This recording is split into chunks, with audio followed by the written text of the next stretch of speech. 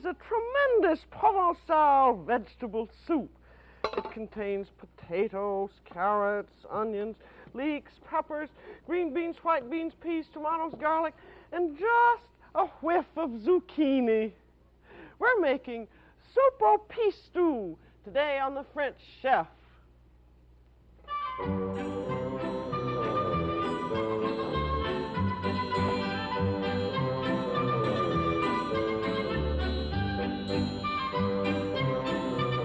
The French Chef is made possible by a grant from Hills Brothers Coffee Incorporated and by a grant from the Polaroid Corporation. Welcome to the French Chef. I'm Julia Child. Today we're making a magnificent French vegetable soup from Provence. It's like a great big minestrone, except it has a very special addition, a Provençal final flavoring called a Pistou, and it's just a delicious, fragrant soup. And it starts out with potatoes. That's the way many French soups do start out. And what you want are boiling potatoes, not the baking kind, because you want the potatoes, when you cook them, to hold their shape. And we're going to make enough for about 6 to 8 servings, and this is going to have all kinds of vegetables, and it has about 2 cups of everything in it. And it's also one of those nice soups where it doesn't make any difference exactly what the proportions are, because as long as they have the essential elements like potatoes and some of the other things, you can do very much what you want. And these I'm going to cut into about 3/8 inch dice. And I've just cut some big flat flaps and then cut them into strips and then cut the strips into dice. And that goes very quickly. You always remember when you're cutting things that to have something flat, so that, have a flat surface so that you can dice them easily. And then we want about 2 cups of them. And these all go into a big pot of boiling water. That'll be probably about 2 or 3 big handfuls. But the potatoes, I don't know, you just have to have potatoes in a French type of soup because they give the body and the taste. And they should always be fresh. One of the things about this soup is that everything that you put in is fresh because you want to have just as much flavor as possible. And then we also want to have 2 tablespoons of salt. You should have, if you're doing it in an open pot, you want about 3 quarts of rapidly boiling water. And then I'm using this coarse salt, which if you want to buy it in the market, you can usually see it in a big box, and it's called kosher salt. But it's very nice for cooking because it has lots of flavor. And then the next thing we're going to have is carrots. And we want about 2 cups of diced carrots. And I'm just peeling them. And then they're going to be diced in the same way. And then when you're doing slicing or dicing long objects, so that you can have that flat business on the table, cut a piece off the length of it, and then you can lay the carrot flat, and then it's easy to cut. I'm going to cut it in half each way. Then just bring all the slices together, and they cut very easily into dice. And we want about 2 cups of carrots. I've already have some already done. And then they also go into the soup. I could really have a little more carrot there because I haven't got quite 2 cups of them. The carrots give a very nice flavor also for the soup. You see, if you do that system of cutting, it's very easy, and if you have a nice big, very sharp knife, it's very easy to do.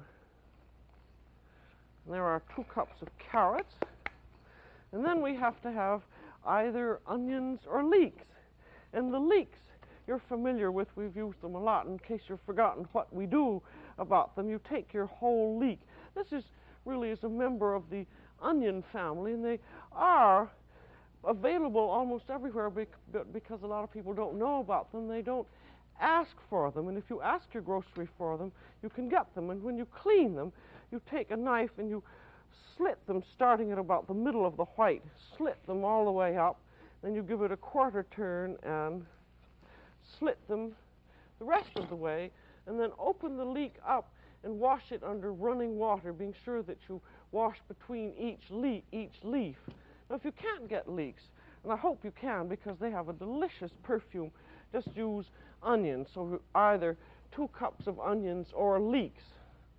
And then here's a leek that's already washed, and you cut the root end off, and then you can use all of it up as far as it's tender, and cut it in half. And then this just gets cut in slices like this. Well, the slices are about 1/4 of an inch thick. And you can use all of the leek that's tender. If you're not familiar with leeks, you'll just love them. They're just a particularly good soup vegetable. We want 2 cups of either leeks or onions, and that would be 2 big leeks.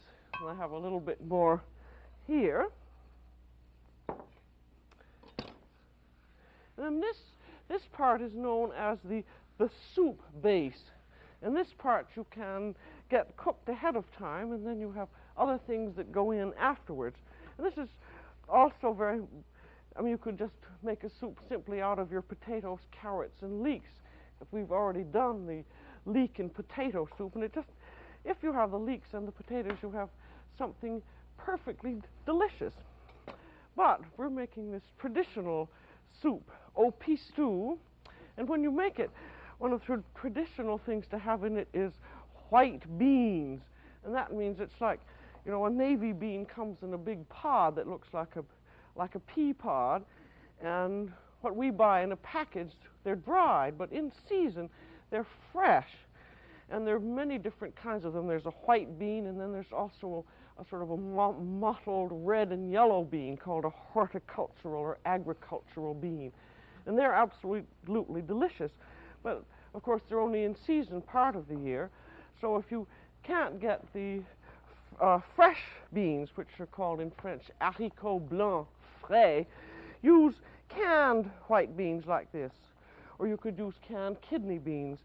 But if you're going to use the canned beans, you'd add them later on because they'd overcook now. But in any case, you have to have beans in this soup. And if you have the fresh beans, the soup will be even better. And now I'm going to cook this in a pressure cooker, or you can cook it in an open pot, either one. And with the pressure cooker, be sure that you read your directions and be sure that you haven't filled it more than 2/3 full. I'm afraid that I may have put in a little more than 2/3. I was talking so much, so I'm going to take a little bit of it out, and then I can put it back in again. Because I have learned from bitter experience, if you fill it more than 2/3 full, you may have some little troubles, and we don't want to have that. Now, if you cook it in an open pot, you would cook it for about 30 or 40 minutes until the potatoes and onions are tender. And if you're going to cook it in a pressure cooker, you just will cook it 5 minutes. So I'm putting the knob on, and I have to wait until the pressure goes up. And while we're waiting for the pressure to go up, we can do another soup, which is a very quick and nice one. And this is called a potage au concombre, or cucumber soup. And this is a recipe that my colleague Simon Beck has sent me, and I thought it was so delicious that you might enjoy it. And so I will start the cucumber soup while the pressure's coming up. And with this, I want to have about 2 or 3 tablespoons of chopped shallots or scallions. It doesn't make any difference how nicely you chop them, because the soup is going to be strained afterwards. wonderful thing about these homemade soups is they just have such a lovely fresh taste, and they're, I don't know, I think it's like homemade mayonnaise. Once you have them, you're never satisfied with anything else.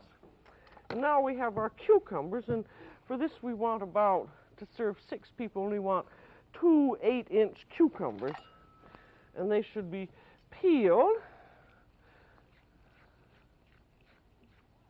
Even if the cucumbers didn't have any wax on the skin, you'd want to peel them, because if you're going to cook them, the skin would get a rather dark green and be rather tough.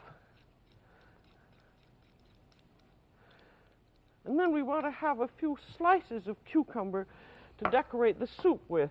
So say we want about 4 slices a person, so slice it very, very thin. And then put those in a little bowl and set them aside until you're ready to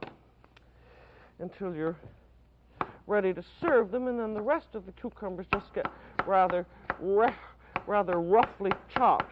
I'm keeping my eye on the pressure cooker now, because I have to wait till that little black knob comes up to 15 pounds pressure. There, now that's come up, so I'm going to set it on a lower burner. And this pressure cooker is only to go for 5 minutes, so I'm going to set the timer, and then we'll get back to the cucumber soup. And in this you want to cook the shallots in a little bit of butter, about 2 tablespoons full, or 2 tablespoons of, I should say. And if you don't have shallots, you can use scallions, or you could use finely minced onions. I've got about 2 or 3 tablespoons in there, and just let them cook just a little bit, and then in go the cucumbers. And the cucumbers are just roughly chopped, and the seeds are all in, because the soup is going to be strained afterwards. And then you want just a little tiny bit of vinegar in, just about a teaspoon of wine vinegar. And this gives that little je ne sais quoi, which is always necessary in French cooking. And then you can use either a chicken stock, I'm just using a plain canned chicken stock, or you could use water. And if you were just going to use water, you would use a few more onions. And you want about a quart in the soup. And then you want some kind of a thickening. And you could use either rice or tapioca if you want it to be very French, which we're going to be. You would use semoule de blé. And so what semoule de blé is technically it's the middlings left over from durum wheat when you grind it to make spaghetti out of. And the middlings are called farina. And farina turns out to be baby's breakfast cereal. So get either quick cooking farina or cream of wheat. And we want 3 tablespoons in here. You wouldn't ever think that you could make something grown out of baby food, but we've used it before. And this has a very nice taste to it. I should have put that in when the water was up to the boil. And we also want to have a little bit of salt in, but that will depend on how much your bouillon or chicken broth has been salted if you're using it. And then you want some kind of an herb. And you can use either tarragon, which would be very French, or dill, which I think goes beautifully. And I have some dried dill weed, which is lovely and fragrant. And that goes in, and then this should just simmer for 20 minutes. And then meanwhile, back at the Pistou, your pressure cooker, after you've let it cook for 5 minutes, you want immediately to reduce your pressure by taking it to the sink and pouring cold water over it. And then be very careful with the pressure cooker that you keep the water running on it until you hear the pressure go down with sort of a sigh of relief. Just keep your ear. There, can you hear that going? That means that the pressure's down. You can take the knob off and always get a little away in case there's something sprays up. And then off comes the lid. And then we go back onto the fire. And we put the rest of the Pistou vegetables in. Now this soup base you can do ahead of time. And it's all done and flavored nicely. And then shortly before serving, you then put the rest of your green vegetables in. And you always want to have some fresh green beans. And be sure that these are fresh. Luckily, we can get these all year round. And just pull the tops off. And by pulling them off this way, if there's any string, it would come off along the side. And then you want to dice these up in about 3/8-inch pieces. And for the beans, you'd want about a cup and a half or so. And then if you have any fresh green peas, add them too, like about a cup would be fine. And then they go into the soup. And remember that this is only at the last minute because you have to have your greens very green and fresh. So you have your soup base made, you bring it up to the boil, and in go your green peas. And then and your beans. And then you can add other green things. Say that if you have a zucchini,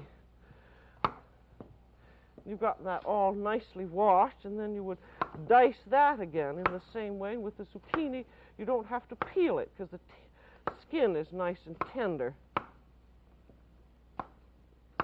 In other words, you want to put in anything nice and green and fresh that you can lay your hands on, as long as you have your essentials of your onions or leeks and potatoes and your green beans and your white beans. And then we also want some kind of a thickening in the soup. And you want a piece of stale white bread, and just break that up in the soup, and that's all going to cook down so you won't even see it, but it thickens it just a little bit. And then we also want some pasta or broken spaghetti. And when I was at the supermarket the other day, I got some spaghetti in the form of rice, which I think is very cute. So I'm going to put in about 2 small handfuls of that. This is very typical, very much like a minestrone too. And then we want to have a little bit of saffron, and we haven't got any pepper.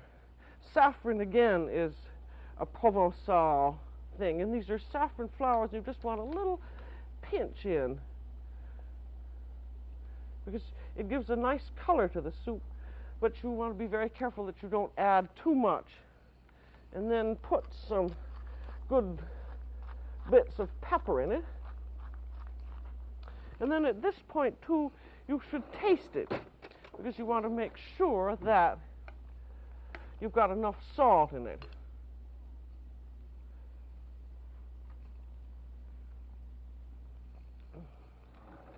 I could probably put a little tiny bit more salt in, doesn't need much. And now you get back, while this is boiling, this will probably take about 10 minutes or so, we'll get back to our potage au concombre. And this you want to boil for about 20 minutes until the cucumber is soft. And it looks like this. You see, when you press it against the pan, the cucumber is soft, and then it is ready to strain or to puree. And I like to puree it in one of these food mills. So it just goes right in. That's really a terribly easy soup to make. I don't think we use cucumbers enough in cooking. There, scrape off what's on the bottom. And then all this gets is a little bit of cream. And you can use sour cream here, 3 or 4 big spoonfuls. And the nice thing about this soup is that you can use it, you can serve it either hot or cold. Beat it all up, and be sure that you have tasted it again very carefully. It's just a delicious soup, and then it's ready to serve. And if you're serving it hot, you just spoon it into your soup bowl, and then you want to decorate it with your cucumber slices, and to hold the slices up, put a little bit of sour cream or fresh cream on top, and then spread your slices on, and then to perk it up a little bit, just a little bit of parsley. And that is a perfectly lovely soup, either hot or cold. And I think it's very nice with, what was I going to say with it? Well, I think it's just very nice anyway. That's what it is. And now, meanwhile, back again to the Pistou, at the Pistou Ranch, where they're about to foreclose the mortgage.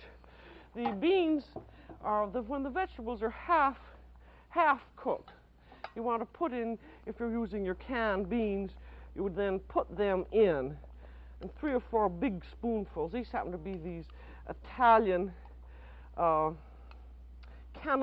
beans, which we can get in our markets. But this bean is lovely, and I put in a little bit of the canned juices too, because that's good. But the canned kidney beans also go extremely well. So that you haven't got the kitchen stove in there, but practically. And now we come to what is known as the Pistou Bridge. And this is, as this soup is now, it's just sort of like a big minestrone. And what we're going to do is this final addition is le Pistou flavoring. And this one, Pistou, comes from pounding or from pestle. And I'm not exactly sure how it exactly works, but I know there's the Italian pasta, which is the same mixture, and you have a heavy bowl like this and some kind of a pounding thing. And then you want to start with 4 cloves of garlic. That seems like a lot, but if you're doing Provençal soup, you always put a lot of garlic in things, and it's just is delicious. And this is what gives it this very special flavor. And I'm just putting this, I'm not being entirely like a Provençal cook, because I'm starting this through with a garlic press, and then you want to pound that up, because that's supposed to be practically like a puree, because you don't want to end up with any bits of unpounded garlic. And when you're doing this, you pound it even more than this. And then your second very important thing is basil. And if you're lucky enough to have fresh, fragrant basil, that's really what gives the Pistou its flavor. But you can get good bottled basil, and be sure to smell it. And it should be lovely and fragrant. And put in about a good tablespoon of it. This all depends on the basil, on how fragrant it is. And then you're going to have some tomato paste, and you want about 4 tablespoons of tomato paste. And then you want some Parmesan cheese. And you can get very good bottled Parmesan cheese. Look on the bottle, and if it says pure imported Parmesan, try some of them out, and you'll find some are very good. And keep it always in the refrigerator, tightly corked. And then you'll have a good fragrant Parmesan if you can't get the fresh. Sometimes the fresh piece is hard to get. And then you mix this all up. You could pound it all up, but I don't see that it's necessary. And then very gradually you beat in your olive oil. And this was, I put in 4 cloves of garlic and a good handful of basil, and then 4 tablespoons of good Italian-type tomato paste, and then half a cup of Parmesan cheese. And then I'm going to beat in about half a cup of good, fruity, lovely olive oil. This is a very typical Provençal method of finishing off a soup. And then you can do that all ahead of time and set it aside, and then when your Pistou is ready, you put all of the, you put your Pistou flavoring right into your soup tureen, and then you gradually beat the Pistou, beat your soup in, stirring with one hand and beating with another. The reason you do it gradually is because you, it's just smoother if it is gradually. Just at first, it's rather as though you were doing egg yolks. And then after you have most of it in, you just pour the whole kit and caboodle into your tureen. And if you feel that it needs a little more greenery, you can put some parsley on. But I think with all these peas and beans, it looks very green and nice just as it is. And this, remember, you pour the soup onto your Pistou mixture just at the last minute. And then you're ready to serve. But the important thing in this soup is that you do not try and cook it with the green vegetables in until just the last minute.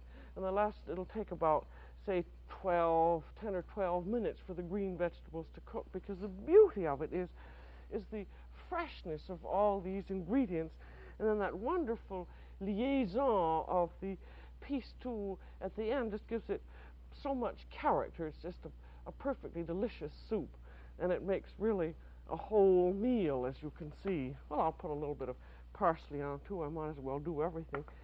And if you had a little bit of fresh chopped basil, you could put that on too.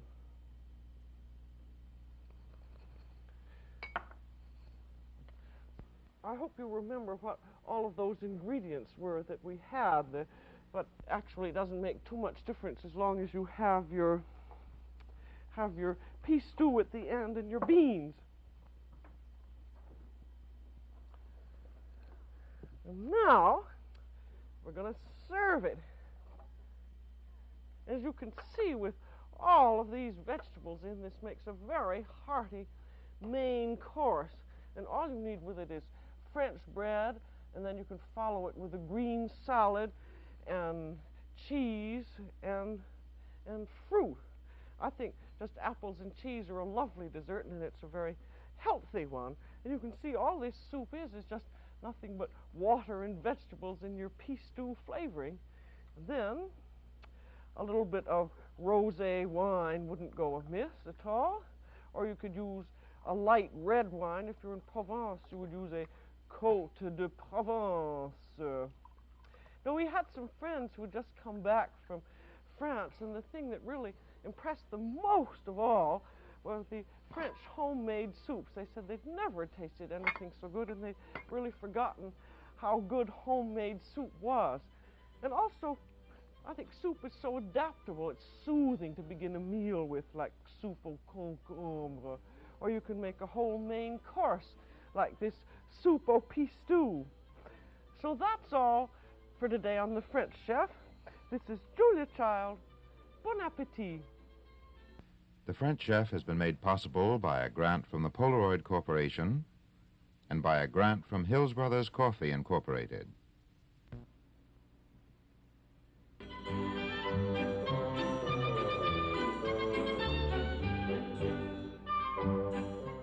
Julia Child is co-author of the book Mastering the Art of French Cooking.